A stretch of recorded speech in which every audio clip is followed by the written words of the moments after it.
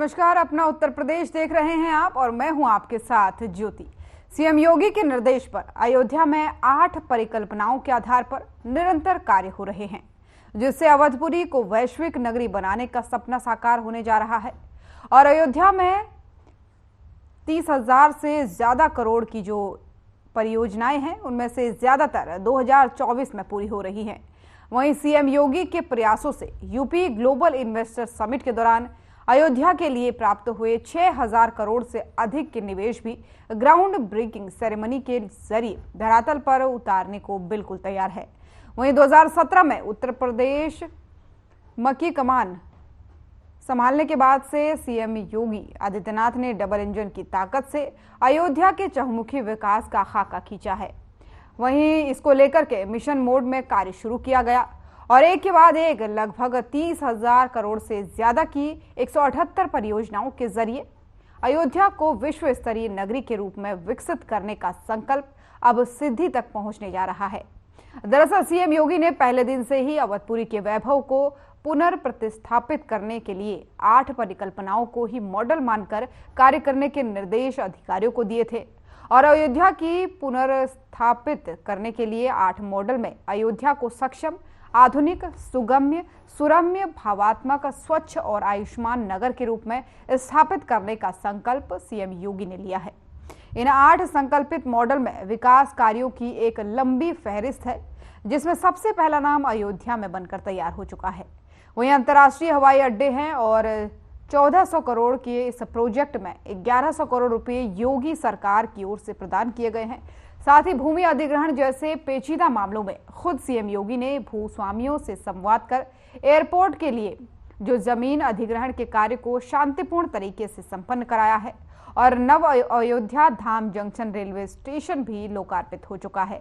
वहीं सूर्यवंशी राजा राम की नगरी को सौर ऊर्जा से प्रकाशमान बनाने के लिए योगी सरकार की ओर से सबसे बड़ा तोहफा इसी साल मार्च तक सोलर सिटी के रूप में मिलने वाला है।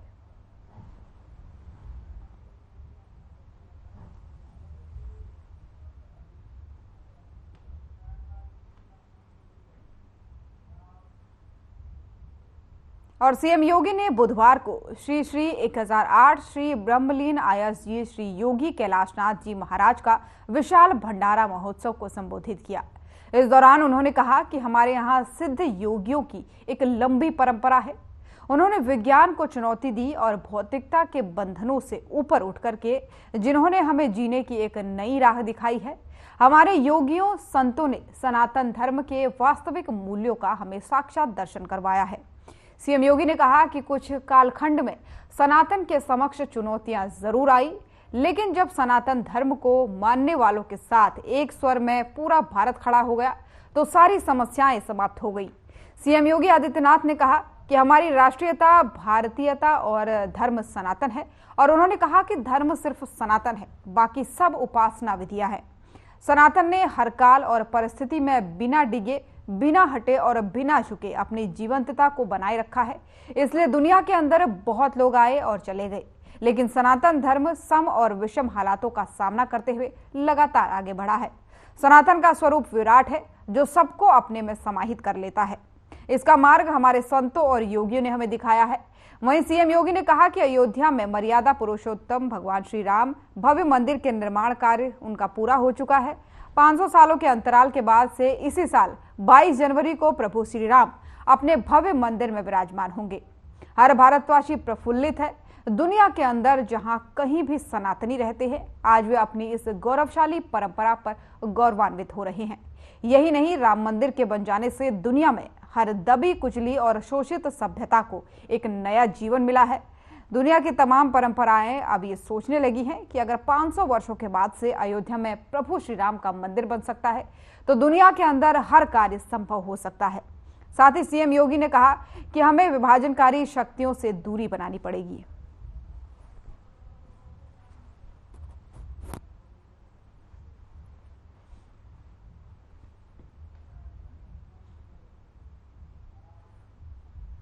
और वहीं सीएम योगी आदित्यनाथ ने बुधवार को एक उच्च स्तरीय बैठक में प्रदेश की सेमीकंडक्टर नीति तैयार करने के निर्देश दे दिए हैं।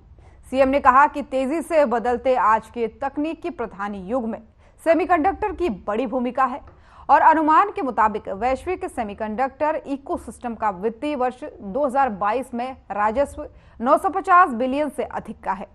निश्चित रूप से ये एक व्यापक क्षेत्र है, इसमें अपार संभावनाएं हैं। साथ ही सीएम ने कहा कि सेमीकंडक्टर चिप सेक्टर बने पिछले 2 सालों में 500 बिलियन से अधिक निवेश करने की घोषणा की है। वहीं विभिन्न प्रतिष्ठित कंपनियों ने फैब इकाइयों की स्थापना की घोषणा भी की है। सेमीकंडक्टर क्षेत्र में निवेश को आकर्षित करने के लिए भारत सरकार द्वारा 10 बिलियन अमेरिकी डॉलर का प्रोत्साहन परिव्यय दिए जाने का निर्णय लिया गया है। वहीं सेमीकंडक्टर और डिस्प्ले इकोसिस्टम के लिए फैब इकाइयां, मिश्रित सेमीकंडक्टर, आउटसोर्स सेमीकंडक्टर असेंबली और टेस्ट इकाइयों, परीक्षण और पैकेजिंग इकाइयों का होना बेहतर इकोसिस्टम बनाता है। हमें भी ऐसा ही परिवेश तैयार करना होगा।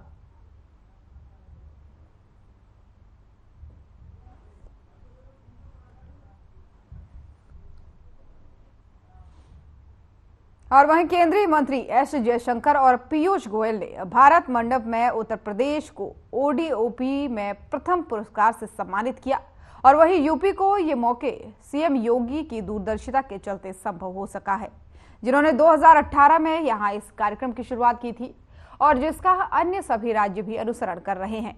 ये सब एसीएस अमित मोहन प्रसाद के प्रयासों और मार्गदर्शन से संभव हुआ है।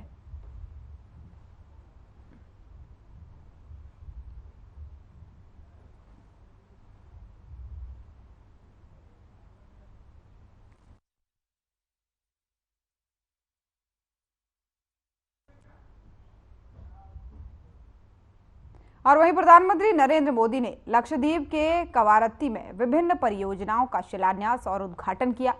साथ ही वहां बैठे लोगों को उन्होंने संबोधित भी किया। क्या कुछ उन्होंने इस दौरान कहा है, सुनिए। लक्षद्वीप के प्रशासक श्री प्रफुल्ल पटेल जी,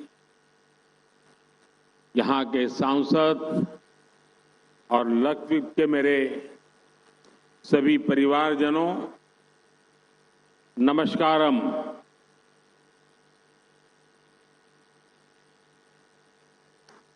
एल्लावर्कुम सुखम आण इन बिसु सिकिन्नु। आज लक्षद्वीप की सुबह देखकर मन प्रसन्न हो गया। लक्षद्वीप की सुंदरता को शब्दों में समेटना बहुत मुश्किल है। मुझे इस बार अगत्ती, बंगारम और कवरत्ती में आप सभी परिवारजनों से मिलने का अवसर मिला है। लक्षद्वीप का जमीनी इलाका भले ही छोटा हो, लेकिन लक्षद्वीप के लोगों का दिल समुद्र जितना विशाल है। आपके स्नेह, आपके आशीर्वाद से मैं अभिभूत हूं। मैं आपका आभार व्यक्त करता हूं। माइक ലക്ഷദ്വീപിലെ ഭരണാധികാരി ശ്രീ പ്രഫുൽ പട്ടേൽ ജി, ഇവിടുത്തെ ലോക്സഭാ അംഗം, ലക്ഷദ്വീപിലെ എൻ്റെ കുടുംബാംഗങ്ങളെ നമസ്കാരം. എല്ലാവർക്കും സുഖമാണെന്ന് വിശ്വസിക്കുന്നു. ഇന്ന് ലക്ഷദ്വീപിലെ പ്രഭാതം കണ്ടിട്ട് മനസ്സ് പ്രസന്നമായി. ലക്ഷദ്വീപിന്റെ സൗന്ദര്യം വാക്കുകളാൽ വർണ്ണിക്കാൻ ബുദ്ധിമുട്ടുള്ളതാണ്. എനിക്ക് ഇത്തവണ അഗത്തി, ബംഗാരം, കവറത്തി എന്നിവിടങ്ങളിൽ എൻ്റെ കുടുംബാംഗങ്ങളായ നിങ്ങളുമായി ഒത്തുചേരാൻ അവസരം കിട്ടി. ലക്ഷദ്വീപിന്റെ ഭൂമി വിസ്താരം ചെറുതാണ്. എന്നാൽ ലക്ഷദ്വീപിലെ ജനങ്ങളുടെ ഹൃദയം സമുദ്രത്തെക്കാളും വിശാലമാണ്. നിങ്ങളുടെ സ്നേഹവും ആശീർവാദവും കൊണ്ട് ഞാൻ മൂടപ്പെട്ടിരിക്കുകയാണ്. ഞാൻ എൻ്റെ നന്ദി അറിയിക്കുന്നു.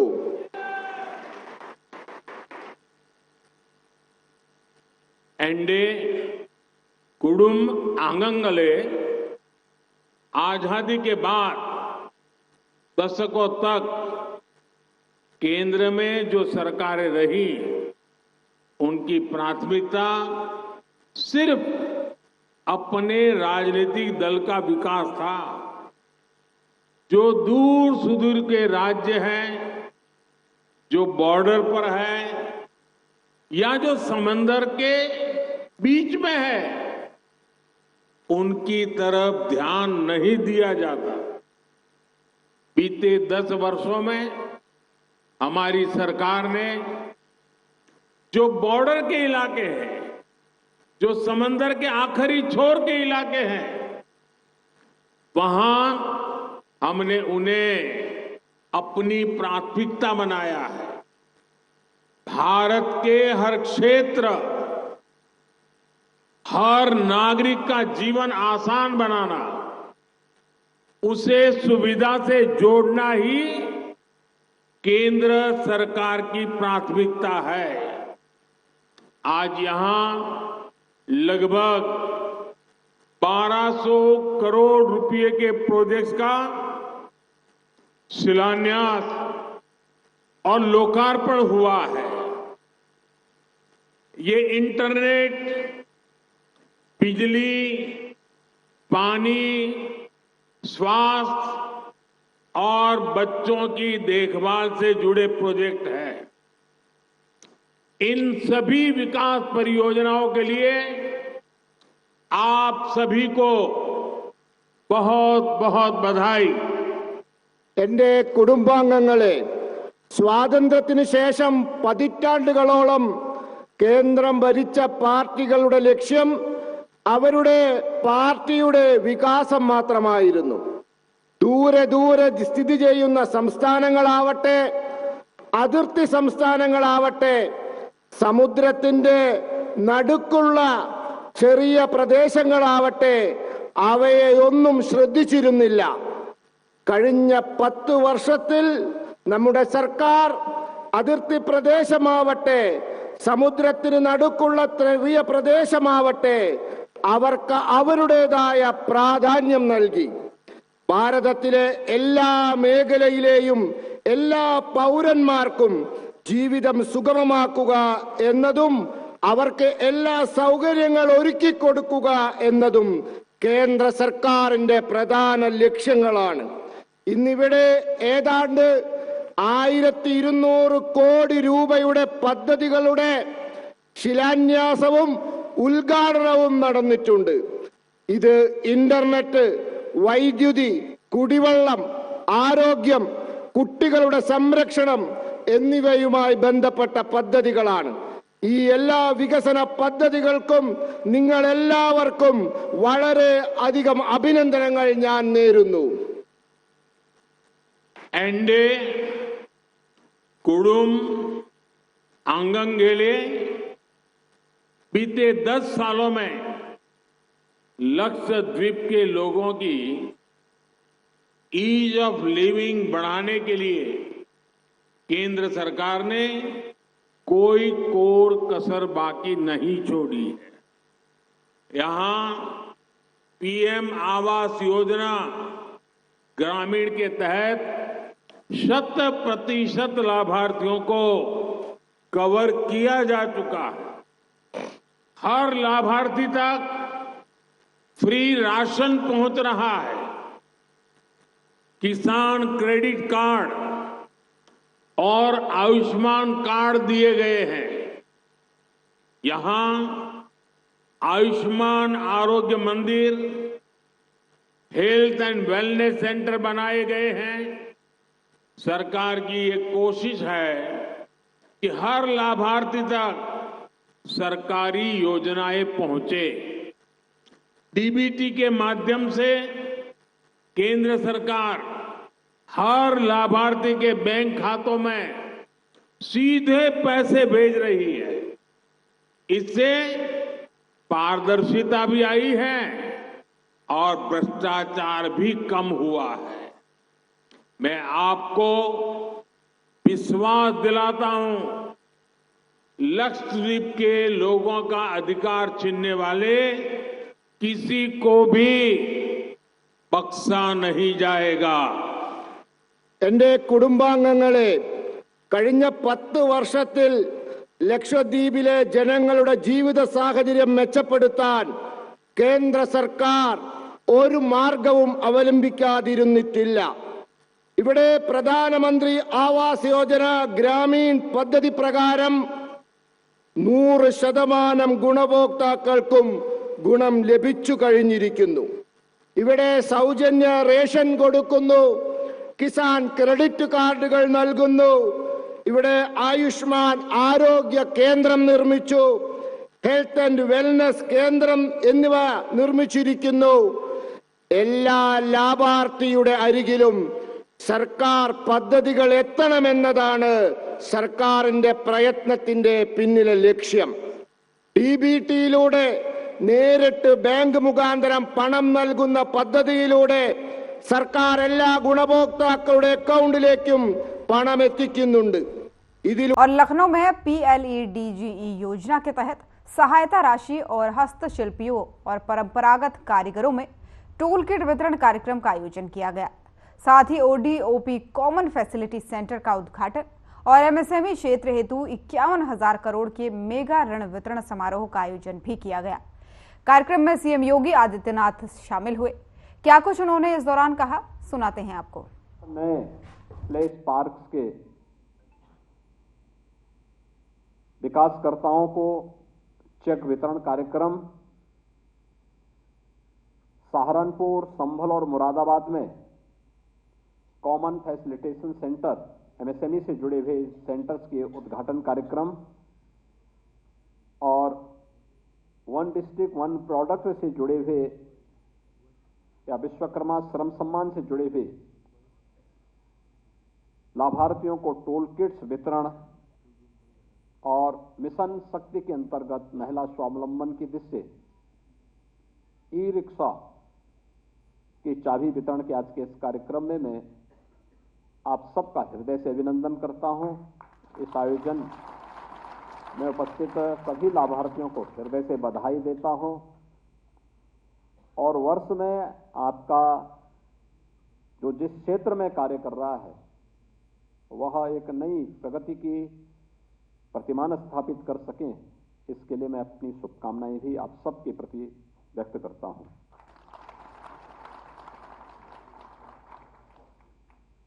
उत्तर प्रदेश की आज की इस प्रगति को देख करके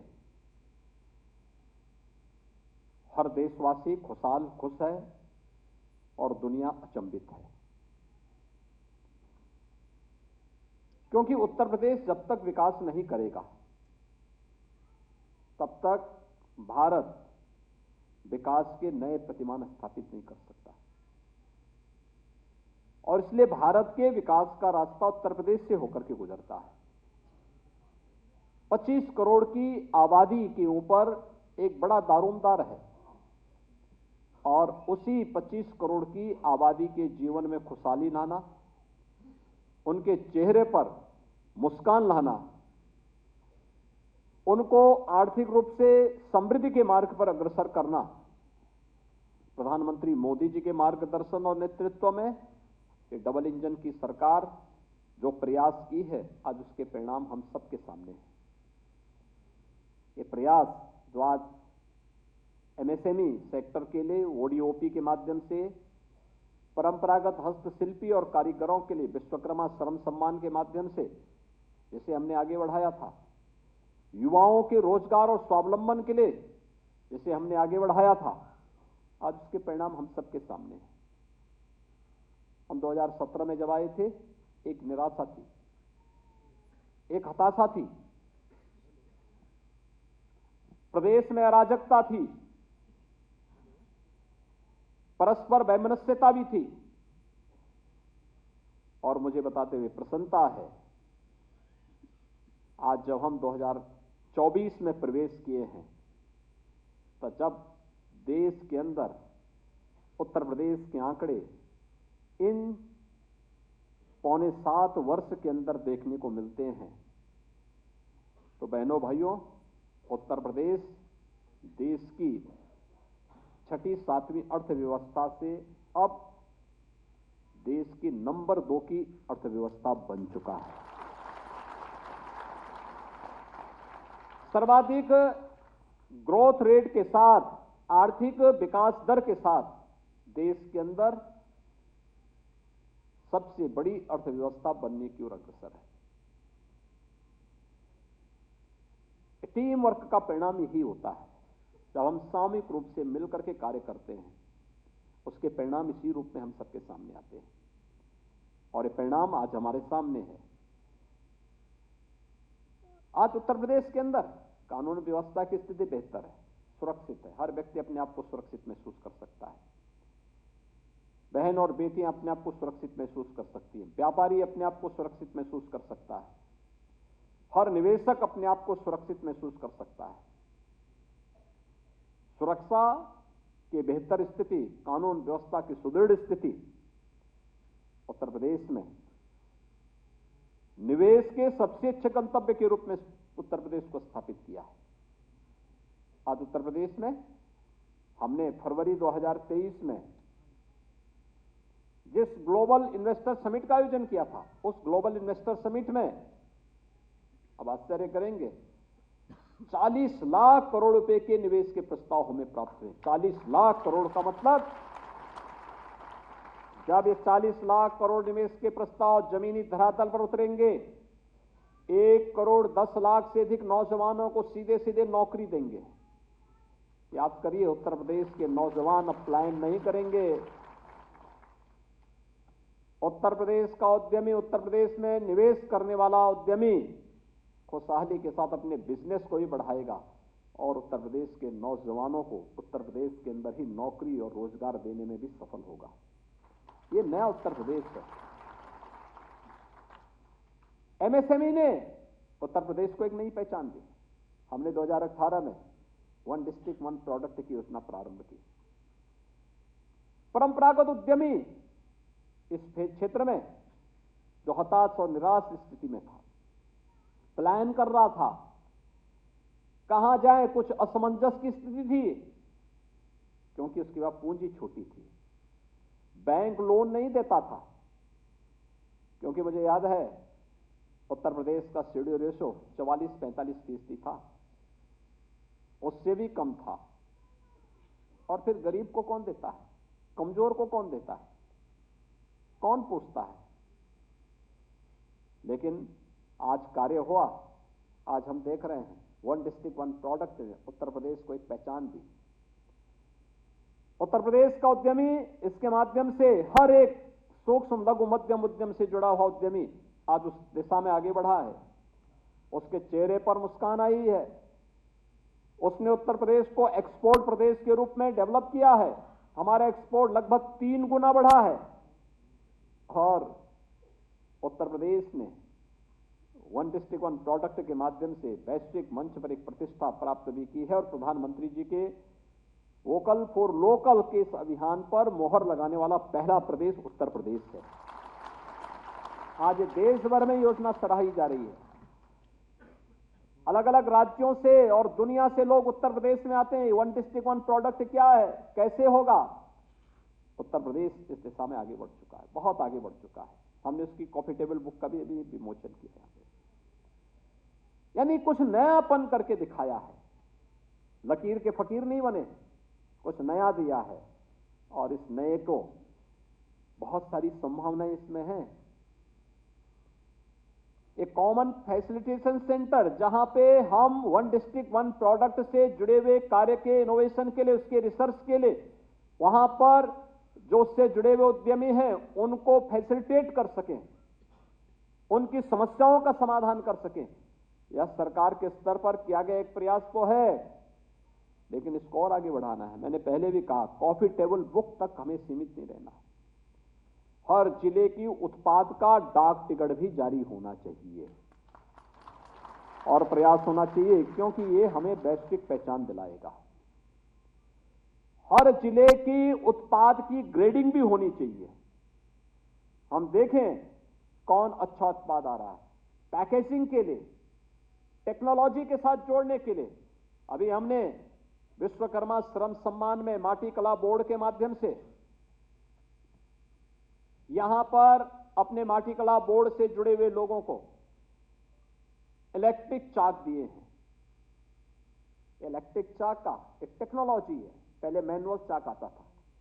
मैनुअल चाक में एक दिन में 50-60 बर्तन बना पाते थे। आखिर हाथ की तो अपनी सीमा होगी। कितना घुमाएगा व्यक्ति हाथ को, कितना घुमाता जाएगा। अब इलेक्ट्रिक चाक आ गया है। इलेक्ट्रिक चाक ने उसके काम को आसान किया है। 50-60 जो बर्तन बनते थे, अब इसी इलेक्ट्रिक चाक में 450-500 बर्तन बनेंगे। आखिर उतने ही समय में वह उससे कई गुना प्रोडक्ट दे रहा है, तो स्वाभाविक रूप से लागत कम होगी, उसकी आमदनी ज्यादा होगी और मार्केट पे यानी उस व्यक्ति की आमदनी भी बढ़ेगी, लागत कम होगी, तो कॉमन मैन को भी राहत मिलेगी। और टेक्नोलॉजी। तो लखनऊ से सीएम योगी को सुन रहे थे आप। उत्तर प्रदेश की खबरों में फिलहाल इतना ही। नमस्कार।